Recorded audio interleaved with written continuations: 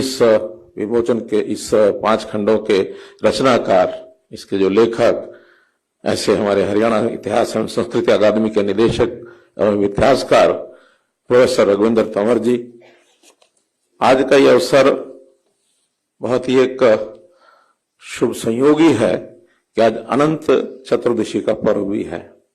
और एक ऐसे अवसर पर एक ऐसी महान विभूति जिन्होंने इस देश के गरीब के लिए, किसान के लिए, जो पीड़ित वर्ग है उसके लिए किस प्रकार का कार्य किया, उनकी जीवनी, उनका विचार, उनके आदर्श, इसको संकलित करते हुए ये जो 5 खंड Chaudhary Chhoturam writings and speeches, ऐसे जो 5 खंड हैं जिनका आज विमोचन माननीय उपराष्ट्रपति जी के कर कमलों से होगा, ये एक बहुत ही एक शुभ अवसर है। हम सब जानते हैं कि एक महान समाज सुधारक चौधरी छोटूराम जी, वो अच्छे विद्वान, पढ़े लिखे वकील, और वकील के साथ उन्होंने अपने प्रैक्टिस करते हुए समाचार पत्रों के साथ जिस प्रकार का एक सजीवट उनका एक संबंध, जैसे अपने विचारों को किस प्रकार से आगे बढ़ाना, और जैसे अभी फिल्म में दर्शाया गया कि अपने सार्वजनिक काल में उन्होंने हर क्षेत्र को आगे बढ़ाया, चाहे उद्योग हो, चाहे व्यापार हो, क्योंकि ऐसा कहते हैं कि व्यापारियों के लिए भी ये जो 8 घंटे का काम करने का जो कानून है, ये उन्हीं के कार्यकाल में पास हुआ, वरना कोई उसका नियम कायदा नहीं था। सेना के अंदर भी भर्ती करने के लिए अपने क्षेत्र के नौजवानों को, जो प्रथम विश्व युद्ध हुआ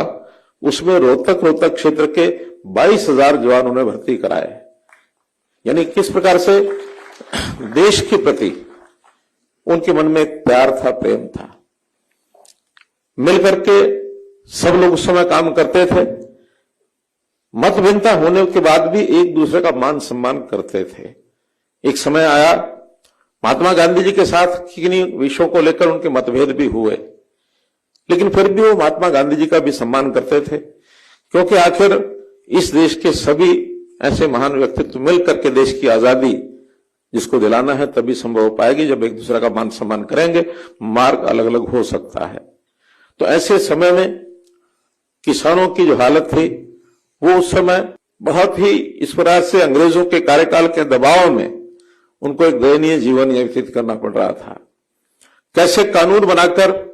और किसानों के जीवन को सुखी किया जा सकता है, मजदूरों के जीवन को सुखी किया जा सकता है, ऐसी मुहिम उन्होंने चलाई।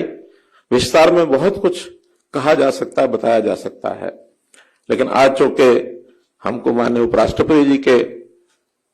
मुखारबिंद से, क्योंकि माननीय उपराष्ट्रपति जी वेंकैया नायडू जी भी स्वयं किसान परिवार से संबंध रखते हैं, इनको भी पता है कि किसान की क्या पीड़ा, क्या तकलीफ होती है, और सामाजिक दृष्टिकोण इनके भी यानी नौजवानी में जैसा संघर्ष और जैसे आंदोलन इन्होंने किए, अपने समय में इन्होंने जय आंध्र आंदोलन ये चलाया और आंध्र में मुल्की नियम जो बने हुए थे उनको दूर कराया। तो जीवन के अंदर समाज को प्रेरणा देने के लिए बहुत से महापुरुष, अब उन महापुरुषों को चूंकि एक समय कार्यकाल एक निश्चित होता है, बाद में उनके विचारों को अगली पीढ़ी तक पहुंचाने के लिए साहित्य ही एकमात्र साधन होता है जिसके माध्यम से उनको जीवित रखा जा सकता है। तो वो साहित्य, उसका संकलन, और वो भी जब बहुत बिखरा हुआ साहित्य हो, उस सबको इकट्ठा करना, उसको ठीक से अनुवाद करके उसको एक शंखलाबद्ध तरीके से उसको एक लिखित स्वरूप देना, ये भी अपने आप में एक बहुत बड़ा एक काम है जो हमारे प्रोफेसर रघुविंदर तंवर जी ने किया है। ये भी एक बहुत ही, जब इन्होंने पहली बार विचार रखा तो ठीक बात है, मैंने इनको कहा कि महापुरुषों के बारे में जिनसे हम प्रेरणा ले सकते हैं, उनके साहित्य के बारे में जितना आप लिख सकते हैं आप लिखिए। इनको पूरी छूट दी थी और मुझे खुशी है कि आज भले इस बात को 5 साल हो गए हैं, काफी समय लगता है, लिखा भी है, लेकिन कोविड के कारण से ये जो विमोचन का कार्यक्रम है ये 1-1.5 साल पहले हो जाना चाहिए था, नहीं हो पाया, लेकिन अब ये हो रहा है। तो भी आखिर ये साहित्य हमारे नौजवानों के हाथ में जाएगा, हमारे ऐसे लोग जो देश और समाज के लिए काम करना चाहते हैं उनके हाथ में जाएगा, तो निश्चित रूप से उनको प्रेरणा मिलेगी। तो आज के अवसर पर मैं तो आप सबको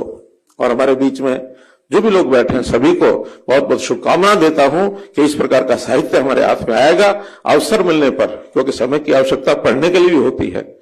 जरूर समय निकाल करके इसमें आवश्यक जितनी सामग्री है उसको जरूर पढ़ना चाहिए और अपने जीवन में उनके कदमों पर जितना हम चल सकते हैं उतना अवसर जरूर लेना चाहिए। आज इस अवसर पर मैं इतनी ही बात कह करके अपने उपराष्ट्रपति श्री वेंकैया नायडू जी का आभार प्रकट करता हूं कि ये हरियाणा में आकर के इन्होंने इस कार्यक्रम में उपस्थिति अपनी की है और इस पवित्र कार्य को आप अपने हाथों से कर रहे हैं। मैं आपका बहुत बहुत धन्यवाद करता हूं।